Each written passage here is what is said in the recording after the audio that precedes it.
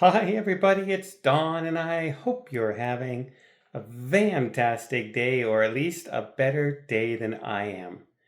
I decided to head on a cruise out of a terminal I've never been to before, a cruise port. I've never sailed out of Galveston, Texas. And so I have a flight. I left Ottawa at 2. My flight connecting in Toronto wasn't until 6 o'clock, 3.5 hours. Should be no problem. Flight left on time. Got to Toronto. Got up to security. And all of a sudden, the guy looks at me strange. And then a whole episode began.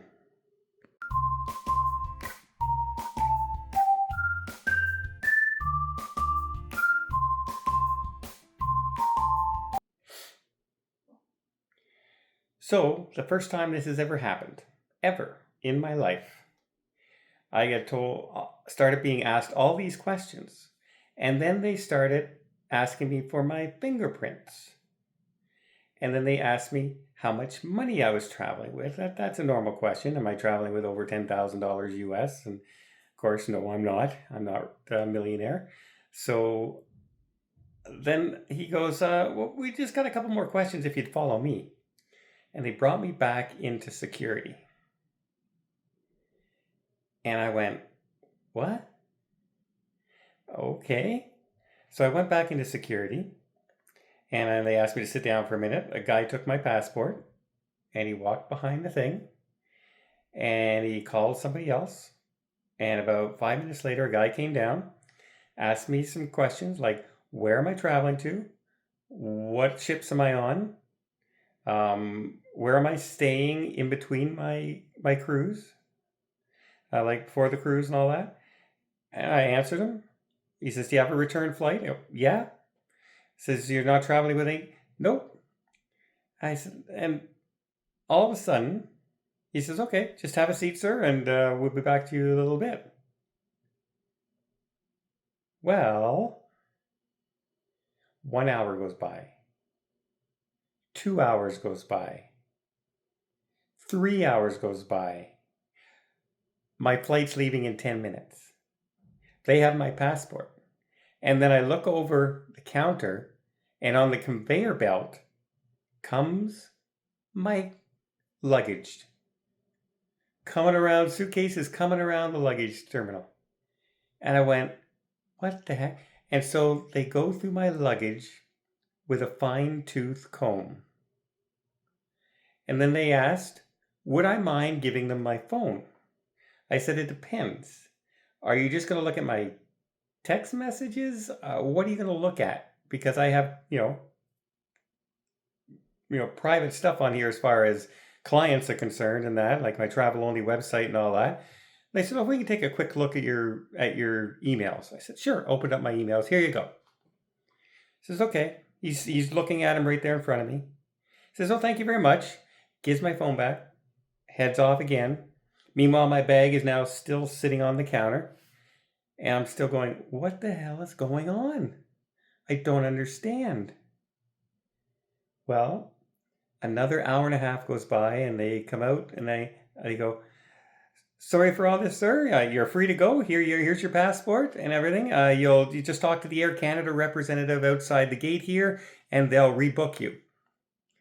I go, so what was the issue? He said, well, we can't really say what the issue is, but once in a while we do spot checks, and you could have been a spot check person when somebody travels so often out of country by themselves. And that's me. I travel everywhere by myself. And it's not always to the same countries. And sometimes it's to third world countries, and sometimes it's to Asia and Malaysia and places. So needless to say, my flight was canceled, is gone. So I go out and of course I have a cruise to get to tomorrow morning. I got to get to my cruise in Houston, then to Galveston, and there's no flights left today. And so they booked me on a flight tomorrow morning at 8. Hopefully there's no delays. There's no big snowstorm or anything causing delays with the crew or anything.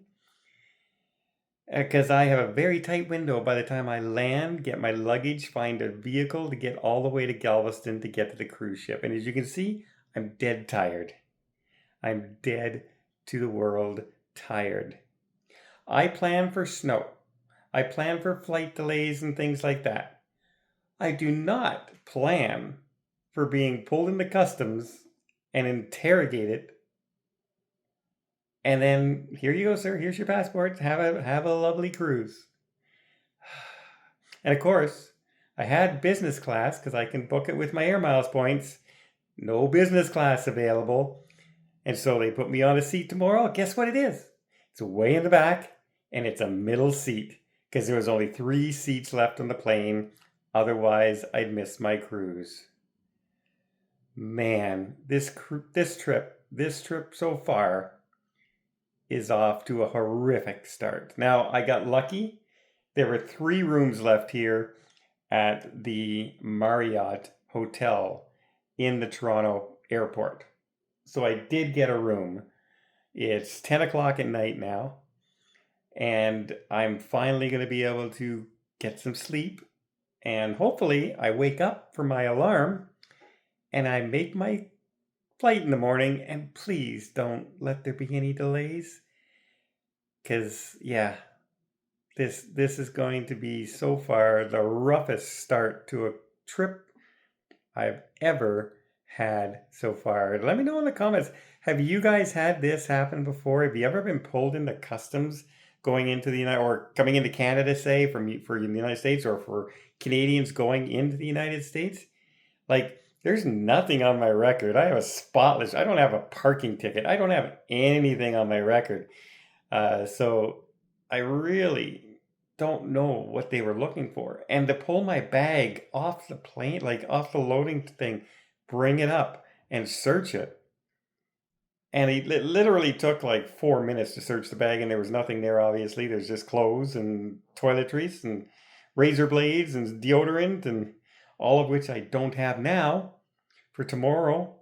So I apologize to anybody who's sitting next to me tomorrow in economy in the 2 seats beside me on either side, because I got the same clothes that I'm going to be wearing all day tomorrow until I get on the ship. Doesn't that sound like fun?